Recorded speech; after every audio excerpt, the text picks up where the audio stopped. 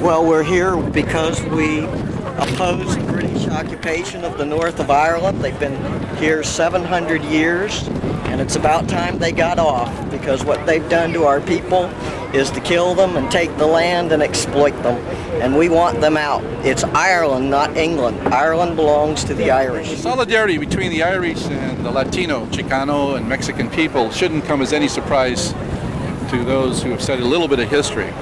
It goes back 150 years in which the Irish, the San Patricios, fought on the Mexican side during the War of 1848. And they're considered heroes in Mexico and here in California among Chicanos. We have about 21 million Chicanos here in this country, and we don't have a problem standing with the Irish. It's the British government since 1776 hasn't changed its foreign policy. That's the problem. British people don't get a chance to vote on this. If they got a chance to vote, the British troops would be the hell out of Ireland 10 years ago. Go on for years and years about the British atrocities across the world. So why are we here? We have to be here. Many of the people that you see here today demonstrating against the presence of this Royal British Naval ship. Primarily my group, or our group I should say, the Roisin McAlisky Justice Campaign, are here to demonstrate at the continuing injustice directed and inflicted Roisin McAlisky, her baby, and that of the McAliskey family. Roisin McAlisky was arrested a number of months ago on trumped-up allegations that she was involved in an IRA attack on a British Army base in Germany. So far, the German and British authorities have not forwarded or presented any credible evidence that she was in fact involved. And she is being held currently, in fact she is on bail right now, limited bail, in a psychiatric hospital somewhere in London. What has happened now, Roisin has been released on limited bail, and what we are calling for right now is that Roisin be released entirely. Family can prove without doubt that she was in Ireland. In Ireland? She wasn't in Germany? She wasn't in Germany on the date that the IRA carried out their attack. I believe that this is another case of pushing, trying to push the boat out too far to see what kind of reaction there will be internationally in a specific case like this of Roisin's. And we believe it's a stitch up by the Royal Ulster Constabulary, the police force in the Northern Ireland, yes. Set up.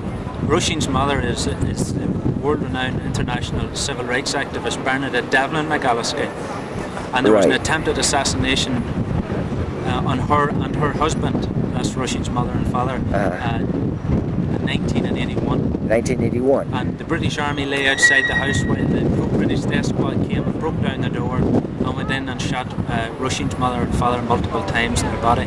Wow. And when the gang went outside, they were arrested by the British Army.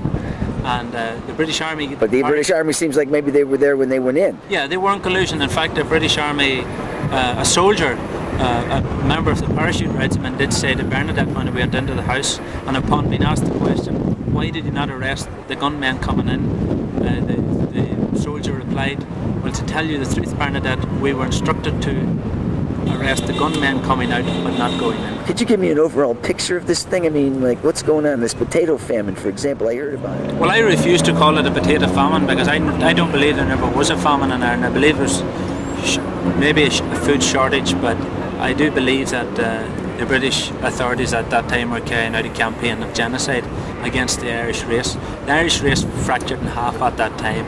Between deaths and immigration, half the population had gone.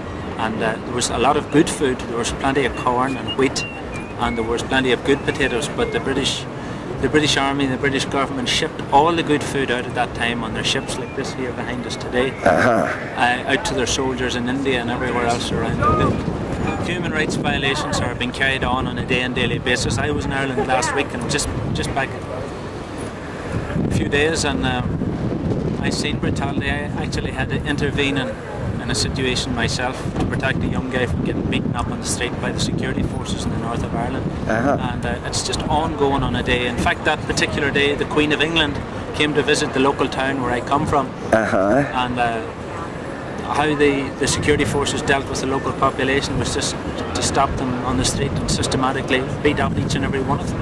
I think it has all the hallmarks of the Birmingham 6 and the Guildford 4. You know, there's the evidence that they're quote unquote holding her, you know, with is flimsy at best. She's just been picked as a scapegoat, and I do think that Ireland should be a whole island. I don't think it should be this and that, but I truthfully don't think that it's going to happen anytime soon. You've got a very strong resistance to it. The British are not making the peace process, as far as I'm concerned, possible. They're being very obstinate. It's not just the nationalist, you know, community, unfortunately, that kind of gets this focus in a negative sense, where if people would, I think, greater understand that it's really not a bunch of radical weirdos trying to, you know, Let me stand whatever. up.